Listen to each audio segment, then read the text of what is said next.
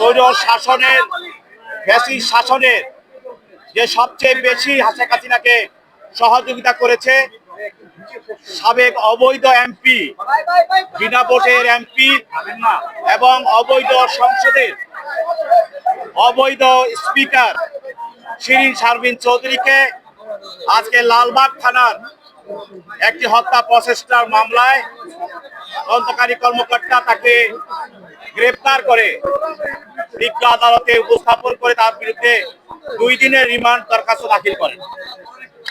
তদন্তকারী কর্মকর্তা আদালতকে বলেন, এই শিরিন শারমিন চৌধুরী ফ্যাসিস্ট হাসিনার একজন অন্যতম সহযোগী। তার বিরুদ্ধে লালবাগ থানায় হত্যা প্রচেষ্টা মামলায় বৈষম্যবিরোধী আন্দোলনের সময় আজমপুর রাস্তায় সেখানে গুলি করে একজন আন্দোলনকারী আশরাফুল তাকে হত্যা করা হয়। এই মামলায় সে এজাহার নামী আসামি।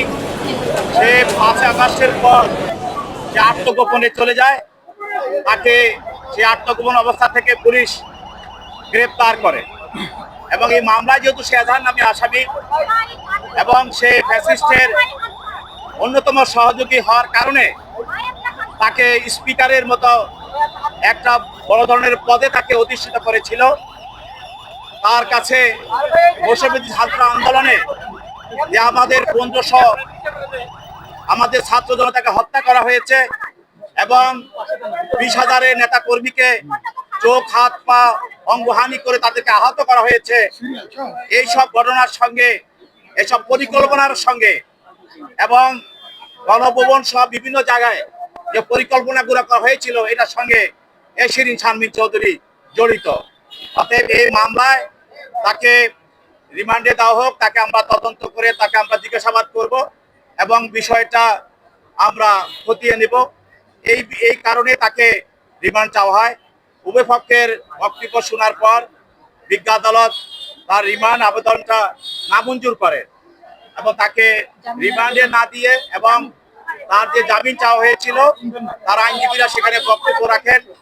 তাদের জামিন দরখাস্ত তারা শুনানি করেন এবং তাদের জামিন দরখাস্ত নামঞ্জুর করেন এবং রিমান্ড দরখাস্তটাও সরকার পক্ষে যে রিমান্ড দরখাস্ত সেটাও নামঞ্জুর করা হয় এবং তাকে CW মূলে জেল হাজতে প্রেরণ করা হয়।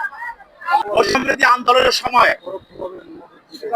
এই ঘটনার সঙ্গে পরিকল্পনাকারী রয়েছে, ষড়যন্ত্রকারী রয়েছে, আর্থিকভাবে সহায়তাকারী রয়েছে এবং যারা প্রত্যক্ষভাবে তারা অংশগ্রহণ করেছে সবাই একই হত্যা ষড়যন্ত্র পরিকল্পনা অর্থ সহায়তা সরাসরি তারা অংশগ্রহণকারী প্রত্যেকেই অভিযোগে অভিযুক্ত।